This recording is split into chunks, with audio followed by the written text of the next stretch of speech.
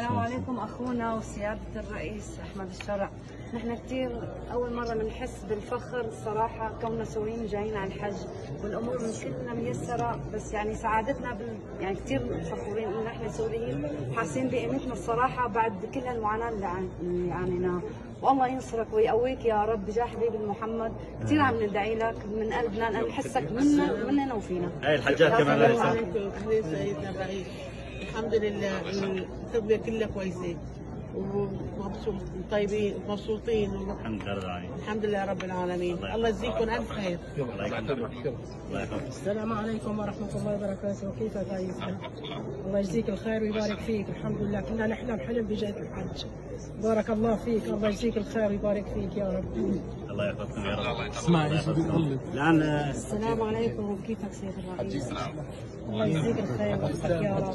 جلسنا في اسمعوا شوي شباب، خلوا الله يبارك فيكم. تفضل.